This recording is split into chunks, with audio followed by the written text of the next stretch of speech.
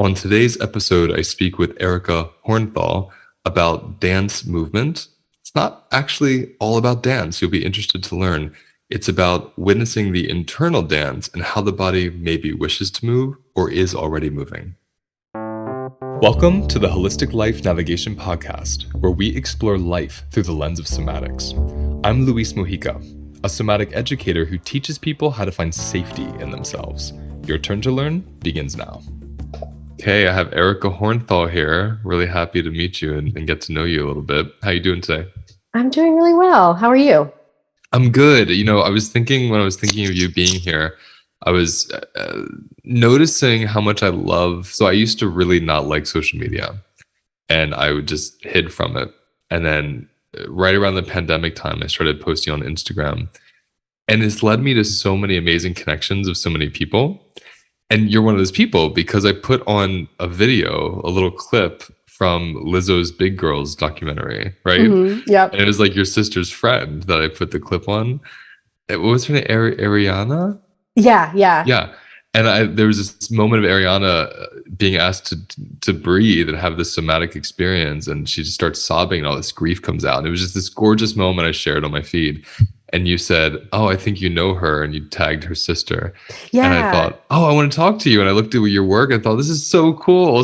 So I don't know where to begin. Like, tell me what you do. Like, what's your practice? Let's start there. Thank you for recapping that because I'm thinking back and I was like, yeah, how did we originally connect? I know I kind of reached out or I commented and said something about dance or movement, dance therapy. And excuse me, until you had said that, I forgot that it was the Lizzo's the clip from one of her TV shows or segments. And I feel the same way about social media. Every now and then I'm like, I'm done. I'm getting off this. This isn't helping my body. It's, just gets me stuck in this mindset.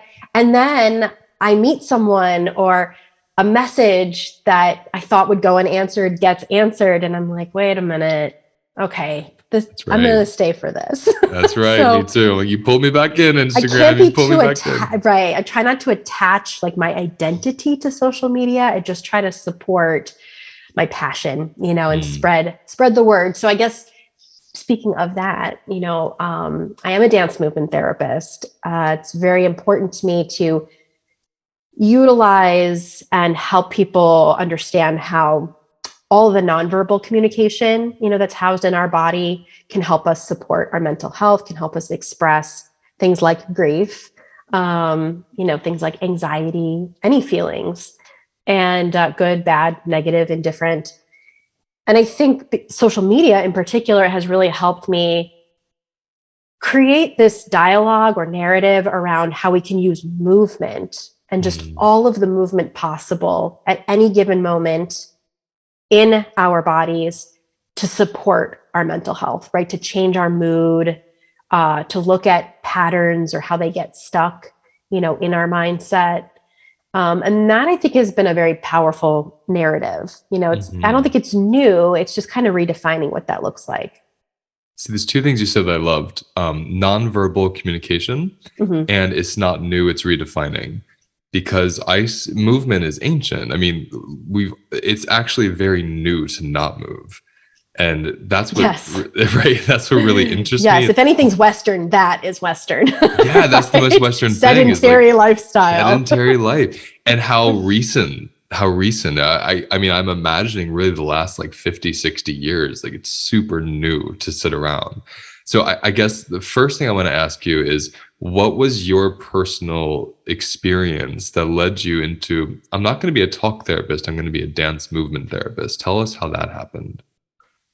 I always wish that it was like, I had this epiphany. I interviewed a dance movement therapist once, and she said she was not a student, a client of a dance therapist. And it moved her so much that she wanted to become one. And I was like, that is a beautiful story. And I so wish I could say that. And that's not my journey. It was a very traditional, I went off to college. I knew I wasn't really destined to be a dance major, performance major. I just didn't have the skill set. I didn't really have the passion for anything but learning some choreography and just dancing for an hour or more if time allowed.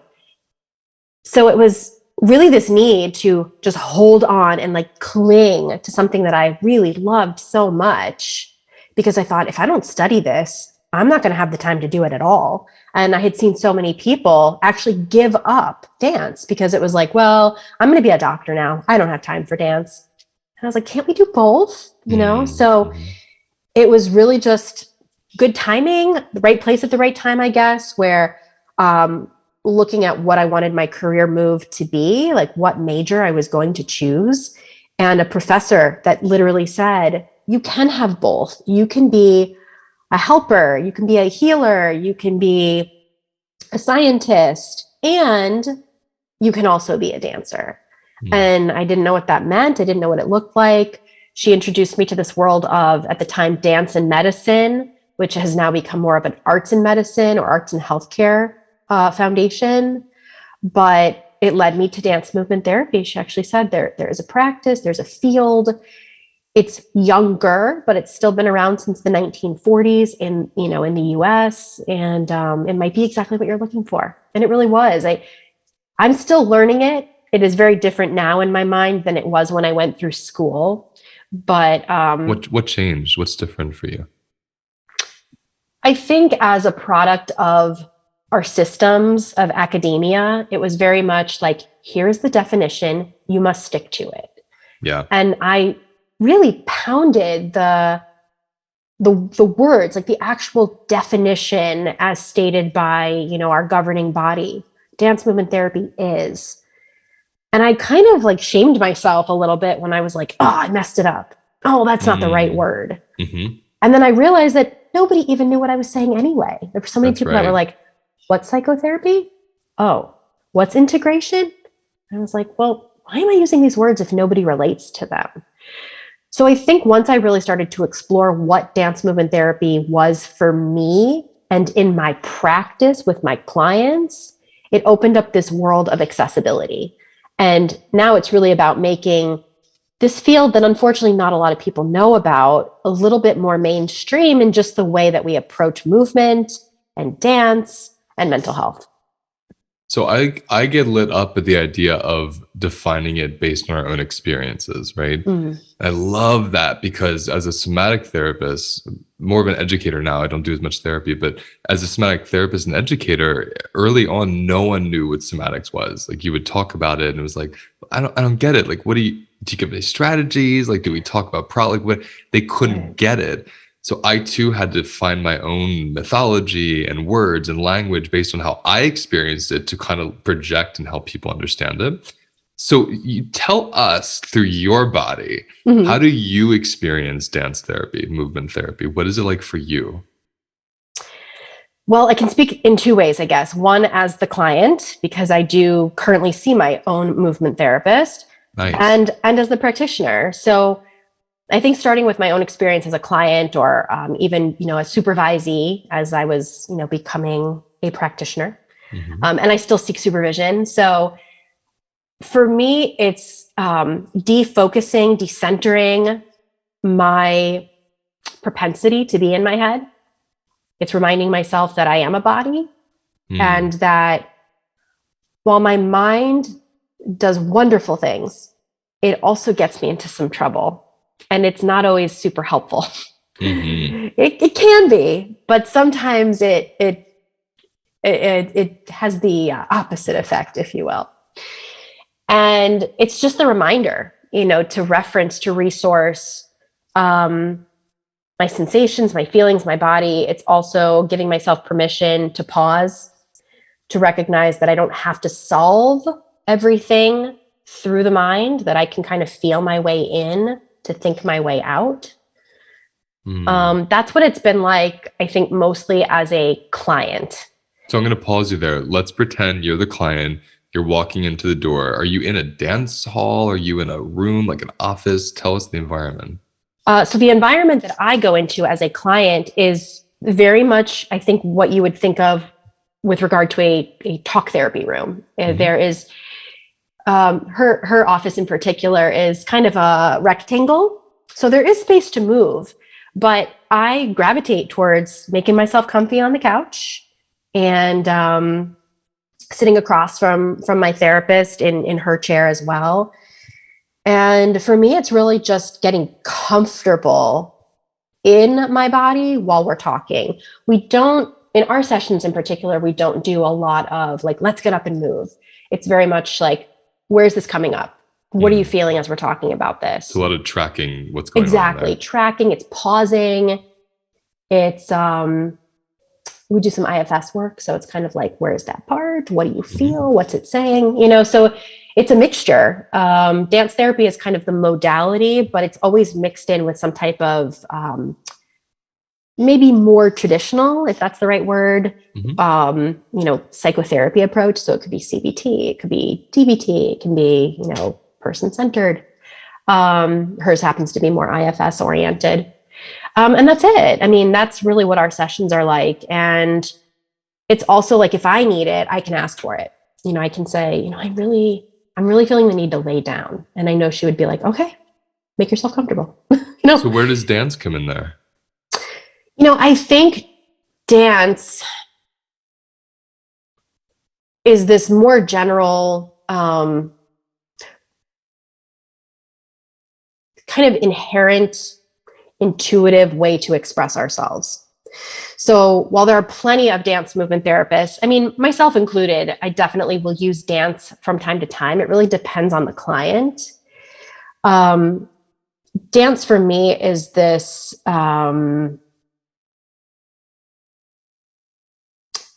first introduction to expression, right? So it's hard because we often have this definition or assumption or judgment of what dance is, right? It's a set skill, it's choreography, it's I'm good or I'm bad at it.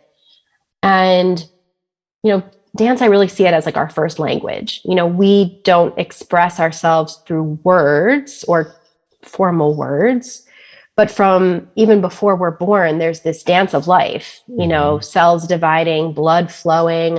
There's nonverbal relationships happening, connection between, you know, baby and mother, family members, etc.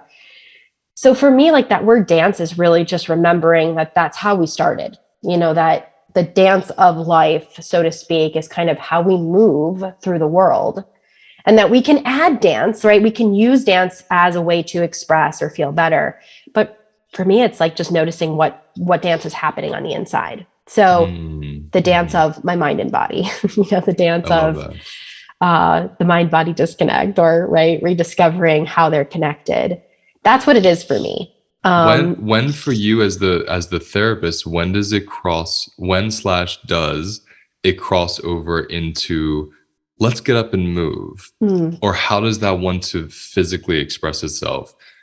Because I hear you, I know with the work that I do, there is this huge internal dance, like spirals and flips, and it's so subtle when you're in it, and then it's like whoa when you drop in. And then I'm curious, when is the moment when that internal wants to externalize? How do you support that? Tell me about that process. Yeah, that's a beautiful question. Thank you. One, I think especially for people who don't feel tuned into that, it's my job to notice when it becomes external. So even as you were talking, right, and just the visual, right, of like the drawing it out or the spiraling, right, that's the opportunity for me to kind of take a moment, pause, and just say, can you do that again?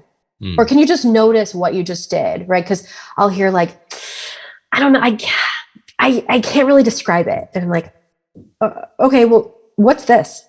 Right? And the person will be like, I don't know. I'm like, well, can you do that again? And they're like, and then that provides the pathway to the next thing. Like, either what do you notice about that? Does that describe what you're trying to tell me? Like, maybe there are no words for it, or you haven't created that vocabulary yet. So sometimes it's just noticing the movement that's present, especially when that person can't notice their own. And other times it's really giving permission. You know, I'm just like, okay, so these are the themes that are coming up for us. I know some ways that we might be able to further explore this through the body. What do you think about that? And then in my practice, my room is very much set up where we have this little corner where it's very talk therapy oriented. And then there is this big open space to move around in, walk through, lay down in. And so sometimes I might be guiding it. And then I've also had clients where they're just like, I can't talk today. I need this song. I need you to sit in the corner and I just want to dance until I can't move anymore. Oh, wow. And then Yeah. it's like me witnessing. I just get to be present to their process. And then at some point, maybe talk about it at the end about what they experienced. I think it's so beautiful because, I mean, first of all, I'm pleasantly surprised that it's not just dance. You know, when Mm-hmm. I hear dance, I think when a lot of people hear dance therapy, they think I have to, it's like a class I'm taking, I have to dance. I Yeah. like this, I like this redesigning the word to make it this internal and external. It's not Mm-hmm. just about the moving of the body, it's noticing how's the body moving inside. One of the things I teach in my course is we'll work with this inquiry. So first we call those sensations the charge, right? Mm. Just that's my language for it. Yeah, And I then appreciate that. yeah, one of the questions is how does the charge want to move your body? Mm. And when you're talking about, even when I was speaking in the hands moving, and those of you who can't see Erica, she's like, moving her hands in these circles. You can go on YouTube and see us if you want to get the visual. But that's one of my favorite things about working with people somatically is exactly what you said. They're saying with from their mind, I can't explain it. And their Mm. body is telling us this Is entire already doing the story. talking, It's right? doing everything. And it's amazing because you'll hear them say something like, and then my mother-in-law came in and they're putting they're putting their hands Let's in front of unpack their that. faces. Yeah, I'm like, okay, can we just go back to that? And Right. there's something gorgeous about a co-regulator when it comes to, or a facilitator when it comes to the somatic work because of that. Yeah. Because a lot of you at home who are doing self-led somatic work, which is awesome, the hardest part for you is to catch yourself when there's a nonverbal communication via Right. You need movement. that mirror. Yeah. That's right. So I literally will ask people to do it in front of a mirror when they're alone. But when they're with you, you're the mirror. You get to say, what's that about? And I notice with my people who I work with this practice with, when they move through whatever the body wanted to do without talking, Hmm. all the stress starts to dissipate. So they don't even have to Yeah. get into the story. Is that your experience as well? Yes. I never identify 100% as like I work in or, with trauma. It organically will happen. It will come out, right? Because especially now that we know the body keeps the score. It's a big conversation, right? Yeah. It inevitably comes out. So it was interesting to me how many people were coming and they were saying, I have this history of trauma or identify as being a trauma survivor. I was like, oh, okay, let's explore that or talk about that. In fact, I stop people at the very beginning. I'm like, please don't feel that you need to tell me your story. If your goal is to verbalize your story, and that's one of the reasons that you're in therapy, great. We will address that. We will talk about that. We will work through that. But you never have to verbally say what your story is because your body will tell it for you. And I Mm, think that's the problem, right? Is like we don't always understand that our body is telling the story. We don't realize it's being said. We silence it, right? We're like, I mhm, can't talk about that. The body's like, but I have to, like, I have mhm, to get it out. And so we just suppress and keep pushing it down or mobilize, stabilize. We don't move our body in certain ways because it brings up certain memories, right? Or mhm, it doesn't feel safe to move in those ways anymore. So yeah, the body's always talking. And, while somatic work, like you said, is not new, and there are certainly other practices that people are more aware of, I think one of the things that I wish more people knew about the field of dance movement therapy is that it's not just that the therapist is there to witness you, it's that we feel like we use our mhm. body as kind of the instrument to also gauge our experience, to kind of reflect what we feel that you may be feeling as well. It's like this somatic relationship. That's Yeah. that's really what dance therapy is about. It's in relationship. So you can do dance as therapy on your own, right? You can kind of have a little dance party yourself. It's not the same thing, right? Because it's actually being in relation to someone, and that it's not just putting movement on, it's looking at the movement that's already there. And there are a lot of dance therapists that wouldn't align with what I say because um, they are very connected to the dance piece. So I just Mhm. want to recognize that there's a lineage there, right? That like is very, very dedicated to that word dance. And so I don't represent everybody in the field, obviously, but I recognize that dance is triggering for a lot of people. And if we want to create a pathway for somatic work in this way, sometimes we have to downplay dance because that's what prevents people from coming in. Yeah, that's what I was appreciating when you were talking about the full spectrum of that word for you somatically. Yeah. Because if you think I have to go in and dance, you might never go in. But if you know that that's like one branch of what you might be doing, there may be enough capacity or curiosity to, okay, I'm going to go in and see what emerges. And I think it's remarkable when we consider, I always think of colonization as one of the instruments of how we stopped letting our bodies express, because like fidgeting and moving in ways you don't want to became this kind of negative connotation, like quote uncivilized. Yeah. But the body is this beautiful wild creature that has these politically inconvenient or socially inconvenient ways, right, of releasing charge and anxiety. Yeah. And we've gotten really good at oppressing that with the mind. So I'm what I love about all the somatic fields, anyone I've ever spoken with, is we're really just helping people unlearn their conditioning of stillness. Yes. Yes. Right? Yeah, I couldn't agree with that more. I mean, as you were talking, it made me think, that we're animals, right? And that, yes, we have some needs, urges, these movements that we've either suppressed or don't even realize we need, like animals shake, right? But we don't give ourselves permission to kind of just shake after something kind of charging or maybe traumatizing happens to us, right? And that it's trickled down to our animals, right? Like we send our animals, our dogs, to obedience school, right? And we I don't know, I really like the way that you said it, but we kind of decondition, right? Or we condition them into stillness. And That's right. And then, but it makes them more pleasant, and they're Right. great to be around and they're so well behaved. I see that through the same lens as parenting. It's yes, like when yes. right when I think of those really early years, especially when I think of myself in school.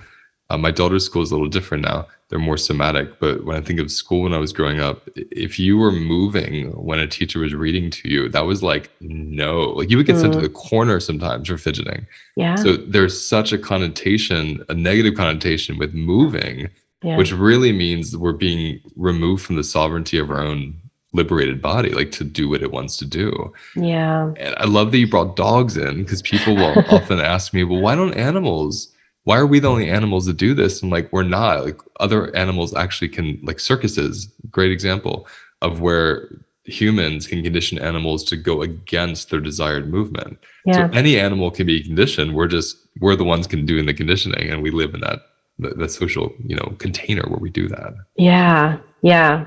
I keep thinking about like that conditioned into stillness. Yeah. It's like, even just like how we sit at school, you will sit at a desk for, 8 hours, whatever, 6 hours or something.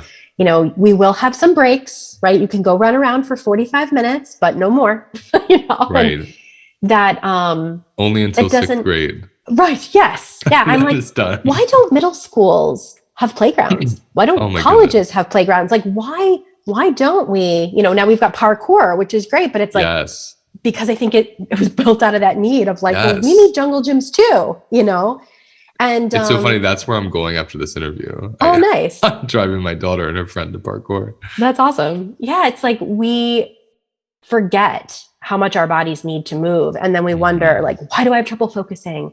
Why can't I, achieve this? Why can't I do that? And it's like, well, maybe we can reconnect to parts of our body and let it move organically, because the more we suppress it and we kind of only put it, it's like saying, kind of like only allowing yourself to feel one thing at a certain time. I mean, that's just not how emotions work, right? Like I can't be like, I will only be sad in the car for 20 minutes. That's right. Like, that's right.